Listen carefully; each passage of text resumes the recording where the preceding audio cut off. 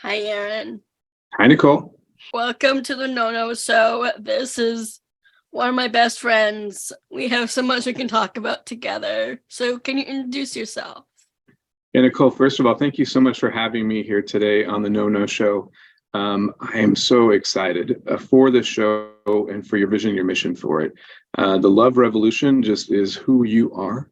And it's pretty important to point out that sometimes the biggest revolution that can happen is just simply to love. So thank you for bringing that forward into your vision, your view into the show and having me part of it. I'm Aaron Carruthers. I'm the Executive Director of California's State Council on Developmental Disabilities. And Nicole, you're one of our council members. Yep. Yes, I am. Appointed by the governor. Yeah. Here to represent the many, many people who need representation, people with developmental disabilities who would love to be at the table that you're at. You know, when you're at that table, there's another 100,000 people or so behind you who need the representation that you're there providing. So thank you for everything that you do. So I have some questions. I like this first question specifically is like, do you feel like the work that you're doing in the SCDD is making a difference in the lives of Californians with developmental disabilities? It's a great question because when it comes down to it, that's the question I should wake up with and go to bed with. How do I make a difference today? And did I make a difference today? But for the work of the state council, you're one of the council members. I'd love for us to both answer this question. What are your thoughts? Do you think the state council makes a difference in the lives of people with developmental disabilities in California? I feel like it's the most rewarding platform to have. A lot of people can't be like me, first and foremost. Being an advocate, like the mission that we have for the state council is advocating this number one. They're not advocating for themselves with their own independent lives, and they like the Wiggler system, and they don't know about self-determination or their freedom. Yeah, I agree with you. I think our work makes a difference each and every day. And we know it, we live it, we have the stories. But for those who may be new to it, there's two main pieces I think are really important about our impact. One is, as Nicole described, there are people who are getting served by the system. Could be the regional centers, could be the Department of Rehabilitation, but it could be by their schools, or it could be by the transportation agency, or maybe they had a run-in with the law enforcement, or maybe they're looking for a job, maybe looking for housing. Those systems kind of think about just their system. They don't think about how they connect, and they don't think of each person who comes to them as a whole person. So we, the state council, will help people navigate through those systems. We work by making government work. So that's how we have impact. The other impact is that we change those systems to make them work for everybody. So if there really is a barrier that's in the way that keeps people from living the life in the community they want, we'll go try to change that. If it's a law or a policy, funding, and we'll advocate to make that happen. So we don't deliver something specific other than to work for people with developmental disabilities and their family members. That's what we do. One of the things I think is really important and profound about the work that we do, when you come into the space at the State Council on Developmental Disabilities, it's one of the most equal, egalitarian spaces I've ever worked in. I think in disability advocacy, oftentimes there's an imbalance. There's a feeling of paternalism. There's a feeling of tokenism. There's something that's just a little bit off. But when you come to a state council meeting, the table is set for everyone, and everybody is there equally and belonging at the table. Oh, wow. And our work matters. I think we impacted 5 million people last year. So person by person, need by need, adds up to big impact. I love that. If you're talking about like bills and things like that, there's another question about a bill that people don't really know about as much. So can you tell me about AB 1147 and what's an important takeaway from that bill, and what is the impact of that bill on the disability community? And then maybe also, when you're done with that question, can you also tell us any more bills or anything that you want to say about bills that you're supporting or advocating for, not just this bill specifically? Yeah, I can talk about the council's number one priority right now is to get the state of California to create an employment first office. for the state. So the community has been telling us for every 5 years, we ask the community, what do you want us to work on? In 2011 it used to be people just said, make sure we don't lose our benefits. But in 2011, we saw that change, and people with developmental disabilities, their number one answer was employment. And in 2016, we asked again, and the answer was still employment. In 2021, we asked again, and the answer was employment, housing, education. It was a sort of like, we saw this shift in answers from just help me keep my benefits to help me clear the way so I can have a full experience of life in this world. And so with the focus on employment, the council's main focus right now is to get people out of sheltered workshops. Nobody should be paid less than minimum wage, let alone $2 an hour for their work. And it shouldn't be legal, and people shouldn't, people running them should not be profiting off of exploiting people with developmental disabilities. Close those down and get everybody who wants to work into competitive integrated employment, which means real work, real pay, in real places. That's the council's number one priority, and really excited for and optimistic about what can happen from that. But you asked about a different bill, which was 1147, and that is a big, ambitious piece of legislation that is trying to look at the many different needs within the developmental disability system specifically and address a number of them. So services that come through regional centers, that's a lot of energy, focus, attention goes there, and it should, because it's a $12-13 billion system of the coming through the Department of Developmental Services and through the 21 local regional centers, and then people hire the regional center vendors to provide the services. But in doing that, there's different layers of needs. How do you make sure people are just generally having good experiences at regional centers? How do we make sure regional centers aren't unintentionally or intentionally creating and propagating racial and ethnic disparities in who gets services and how much services they get? How do you make sure there's just good oversight overall of the regional center and the services that are being provided?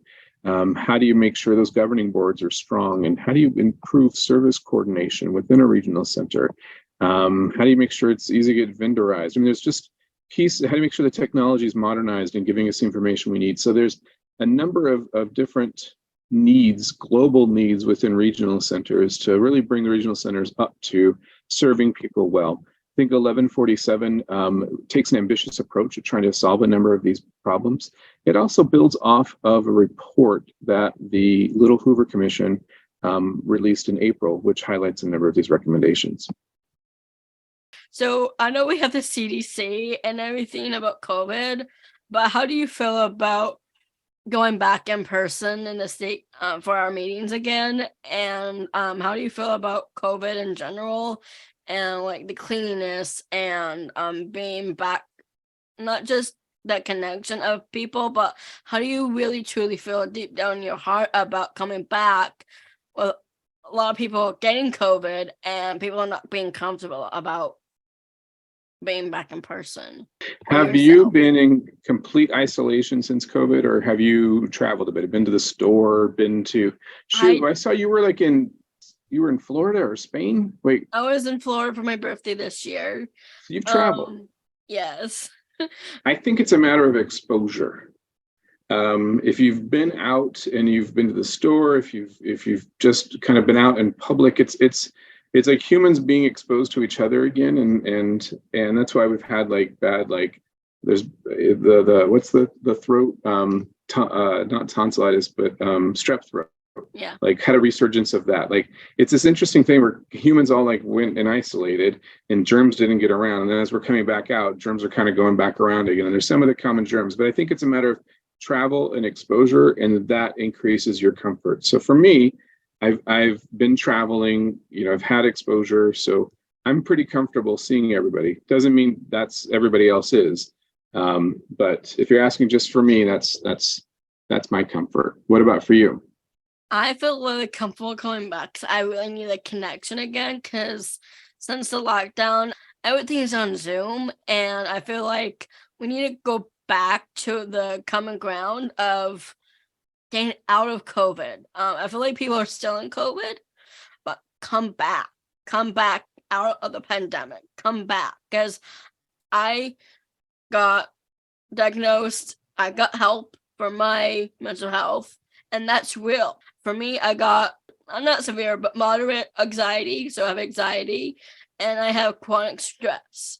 And I do overthink a lot. I'm reading a book about it right now, about overthinking, and I want to stop overthinking things. And also, like, I'm tired of my negative thoughts always coming into my head, and I want to retrain my brain and only be positive, and that's really hard for me.